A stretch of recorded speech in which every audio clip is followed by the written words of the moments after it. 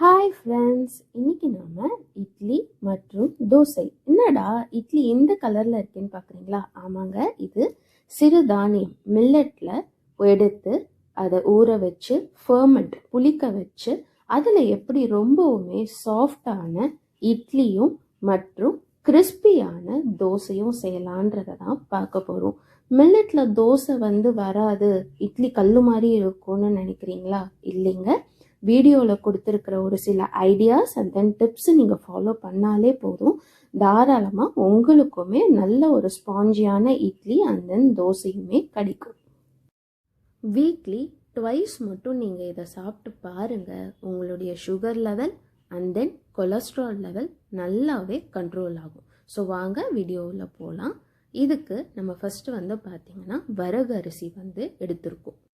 வரகு சுகர் பேஷண்ட்ஸுக்கு ஒரு நல்ல மருந்து, உங்களுடைய சுகர் லெவலில் நல்ல கண்ட்ரோலில் வைக்கும். மோரோவர் உங்கள் ஃபேட், அதாவது கொலஸ்ட்ரால் லெவலையுமே ரெடியூஸ் பண்ணும். வெயிட் லாஸ் பண்ணணும்னு நினைக்கிறவங்க வரகு சேர்த்துக்கிட்டிங்கன்னா ரொம்பவுமே நல்லது. இதை நம்ம நார்மல் ஒரு டம்ளரில் ஒரு 3/4 அளவு மாதிரி எடுத்திருக்கேன், 3/4 டம்ளர் அளவு எடுத்திருக்கேன். நெக்ஸ்ட் பார்த்திங்கன்னா மாப்பிள்ளை சம்பா. ஸோ இது உங்களுடைய ஸ்ட்ரென்த் அண்ட் ஸ்டாமினாவை இன்க்ரீஸ் பண்ணும். ஸோ இதை ஒரு 1/4 டம்ளர் அளவு சேர்த்துக்கோங்க. இது மாப்பிள்ளைக்குன்னே பண்ணுற ஸ்பெஷலான ரைஸ், அதனால தான் இதுக்கு பேர் பார்த்திங்கன்னா மாப்பிள்ளை சம்பா. நெக்ஸ்ட்டு செகப்பவல் எடுத்துக்கலாம். இது உங்களுடைய டைஜஷனை ரொம்பவுமே ஃபாஸ்டாகும். ஸோ மில்லட்ஸ்லாம் எடுக்கிறதுனால அவ்வளோ சீக்கிரம் டைஜஷன் ஆகாதுன்னு யோசிக்கிறவங்க செகப்பவல் சேர்த்துக்கிட்டிங்கன்னா நல்லது. நெக்ஸ்ட்டு இட்லி அரிசி ஜஸ்ட்டு ஒரு 1/4 டம்ளர் அளவு மட்டும் எடுத்துக்கோங்க. நெக்ஸ்ட்டு உளுந்து ஜஸ்ட்டு ஒரு 1/4 டம்ளர் அளவு எடுத்துக்கோங்க. ஸோ உங்களுக்கு நல்ல ஒரு உபரி கிடைக்கும். உங்கள் போன்ஸுக்குமே இது ரொம்பவே நல்லது, கால்சியம் ரிச். இது கூட ஒரு ஸ்பூன் அளவு வெந்தயம் ஆட் பண்ணிக்கோங்க.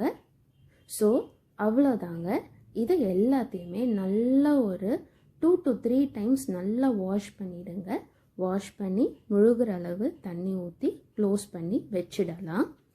ஒரு போஸ்ட் 8 hours கழித்து பார்த்தீங்கன்னா உங்களுக்கு நல்லா ஊறிடுச்சு. பார்த்தீங்களா, அவளோட சைஸ் எல்லாமே பார்த்தீங்கன்னா நல்லாவே உப்பி இருக்கு. இதை நம்ம ஒரு மிக்ஸி ஜாரில் போட்டு அதனோட தண்ணியை லைட்டாக ஆட் பண்ணி, ரொம்ப தண்ணியாக இல்லாமல் ஓரளவு ஒரு செமி கன்சிஸ்டன்சியாக அரைச்சிக்கோங்க. இந்த மாதிரி லைட்டாக கொரன்னு வர அளவு அரைங்க, ரொம்ப நைஸாக அரைக்காதீங்க. ஸோ அவ்வளோதாங்க. இப்போ நம்ம அரைச்சி வச்சிட்டோம். பார்த்தீங்களா, கன்சிஸ்டன்சி இந்த மாதிரி இருந்ததுன்னா நல்லாயிருக்கும். ஸோ இதை மூடி போட்டு மூடிடலாம். நம்ம சிறுதானியங்களை யூஸ் பண்ணியிருக்கிறதுனால மாவு சீக்கிரமாகவே புளிச்சிடும். நார்மல் அரிசி மாவு மாதிரி இது லேட் ஆகாது. ஜஸ்ட்டு ஒரு 4 to 5 ஹவர்ஸ்லேயே பார்த்தீங்களா எந்த அளவு மாவு புளிச்சு அழகாக மேலே ஃப்ளஃபியாக எழுந்து வந்திருக்குன்னுட்டு. ஸோ இதை இப்போ நல்லா மிக்ஸ் பண்ணிக்கலாம். போதுமான அளவு உப்பு மட்டும் ஆட் பண்ணி ஒரு இட்லி தோசைக்கு ஏற்ற மாதிரி லைட்டாக மட்டும் தண்ணி ஆட் பண்ணிக்கோங்க. இப்போ ஒரு இட்லி பிளேட் எடுத்து அதில் லைட்டாக ஆயில் தடவிட்டு அதில் இந்த சிறுதானிய மாவை ஊற்றிடலாம். பார்த்தீங்களா எந்த அளவு கன்சிஸ்டன்சி, இந்த அளவு இருந்ததுன்னா உங்களுக்கு இட்லி திக்காக நல்லா சாஃப்டாகவுமே வரும். ஸோ கொஞ்சம் ரொம்ப தண்ணி ஆட் பண்ணிங்கன்னா கொஞ்சம் உங்களுக்கு இலகுவாயிடும். அல்லது திக்காக இருந்ததுன்னு பார்த்தீங்கன்னா உங்களுக்கு நடுவில் வெடிப்பு மாதிரி வரும். இட்லி குண்டானில் ஒரு 2-3 டம்ளர் மாதிரி தண்ணி ஊற்றிட்டு இட்லி பிளேட்டை பிளேஸ் பண்ணிடுங்க. லிட்டு போட்டு க்ளோஸ் பண்ணி ஜஸ்ட்டு ஒரு 10 to 15 மினிட்ஸ் போல் நல்லா வேக வச்சு எடுத்துக்கோங்க. சைட் பை சைடில் தோசைக்கல்லை பிளேஸ் பண்ணலாம். நல்லா ஹீட் ஆகட்டும். மீடியம் ஃப்ளேமில் வச்சு இப்போது மாவு எடுத்து ஊற்றிக்கலாம். நல்லா நீங்கள் தாராளமாக மெலிசாவே நீங்கள் தோசையை சுற்றலாம். பார்த்தீங்களா, அங்கங்கே கல்லே தெரியும். நான் அந்தளவு மெலிசாக தான் போட்டிருக்கேன், திக்காலாம் நான் போடலை. ஸோ எங்கள் வீட்டு குட்டீஸ்க்கு மெலிசாக இருந்தால் தான் பிடிக்கும். லைட்டாக ஆயில் வந்து ஆட் பண்ணிக்கோங்க.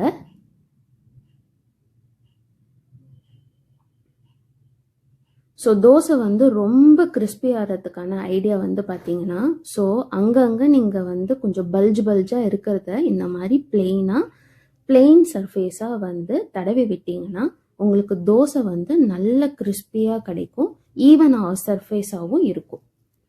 ஜஸ்ட் ஒரு 2 to 3 மினிட்ஸ்லேயே வந்து பார்த்தீங்கன்னா உங்களுக்கு நல்ல தோசை வந்து ரெட்டிஷ் ஆக ஆரம்பிச்சிடும். பார்த்தீங்களா எவ்வளோ அளவு ஒட்டாமல் அழகாக வந்திருக்குன்னு, எந்த அளவு ரெட்டிஷாகவும் வந்திருக்கு பாருங்க. ஸோ இதை நம்ம குட்டீஸ் வந்து சாப்பிடும்போது அவங்களுக்கு மில்லட் வந்து சாப்பிட்ற மாதிரியே இருக்காது, நார்மல் ஒரு தோசை சாப்பிட்ற மாதிரியே இருக்கும். ஸோ அவ்வளோதான் ஃப்ரெண்ட்ஸ், ரொம்பவே கிறிஸ்பியான ஒரு தோசையுமே நம்மளுக்கு அழகாக வந்துடுச்சு.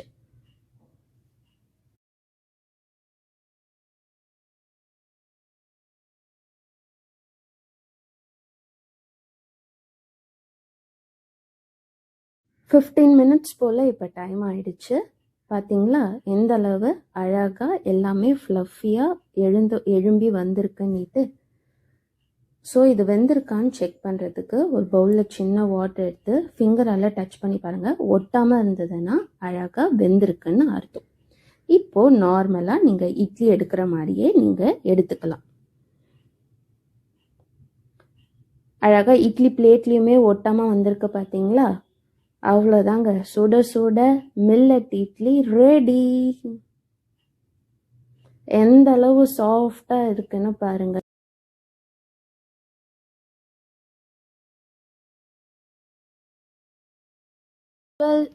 இட்லி தோசைக்கு பதிலாக இதை வீக்லி மினிமம் ஒரு 2 ஆவது செஞ்சு பாருங்க.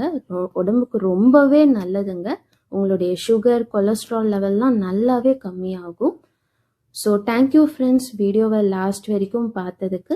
மேலும் வீடியோஸை பார்க்கறதுக்கு ஐடியா இன்ஃபோ சேனலை லைக் பண்ணுங்கள், சப்ஸ்கிரைப் பண்ணுங்கள். ஸோ நெக்ஸ்ட் வீடியோவில் இதே மாதிரி ஒரு நல்ல பட்ஜெட் ஃப்ரெண்ட்லியான சூப்பர் ஐடியாவோட உங்களை பார்க்கலாம். தேங்க்யூ.